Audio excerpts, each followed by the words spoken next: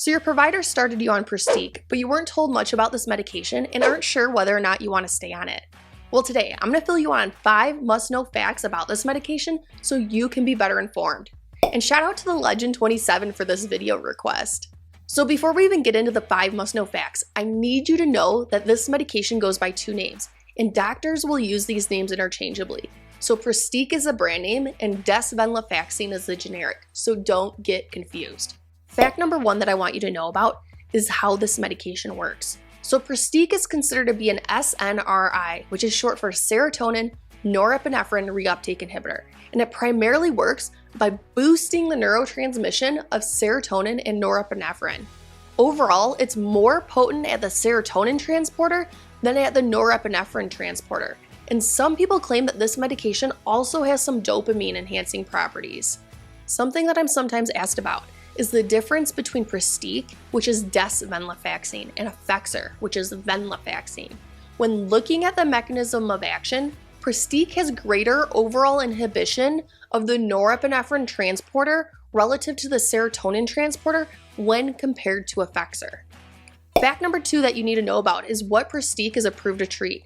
This medication actually only has one FDA indication, and that's for major depressive disorder.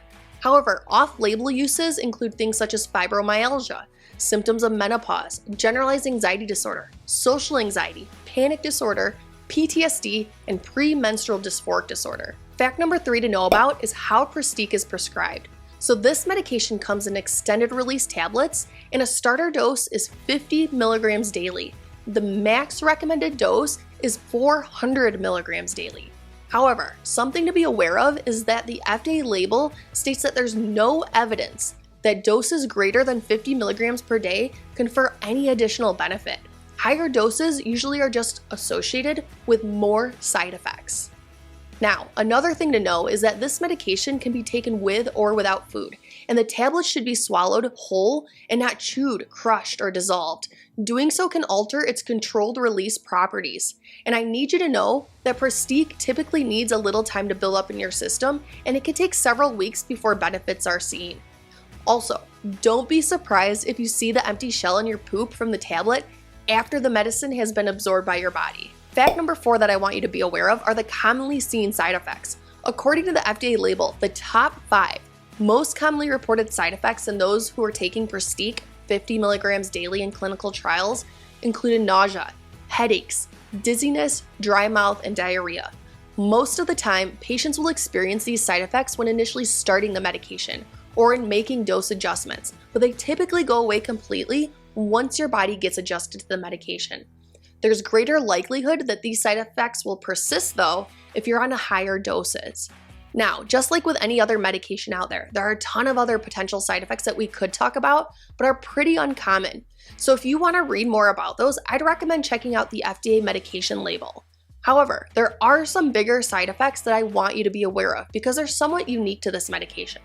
The first is that Pristiq has a black box warning for increased suicidal thinking in children, adolescents, and young adults. On a side note, this medication is not approved for the use in pediatric patients. Another side effect that I want you to know about is the potential for Pristiq to cause increases in blood pressure. Approximately 1.3% of patients taking 50 milligrams per day will have sustained hypertension. And then a third sort of weird side effect for this medication is for its potential to increase total cholesterol, LDL cholesterol, and triglycerides. So just be aware of this if you're someone who has high cholesterol at baseline prior to starting this medication. Fact number 5 that I want you to know about is that Pristiq should be gradually tapered and discontinued. And the reason behind this is that coming off the medication too quickly, especially if you're someone who's been on high doses for long periods of time, can put you at risk for withdrawal symptoms. We're talking things such as dizziness, nausea, diarrhea, sweating, anxiety, and irritability. My approach is to lower the dose gradually and slowly to help prevent these from occurring. Now, if you're interested in learning more about other SNRI medications, make sure to click that top video.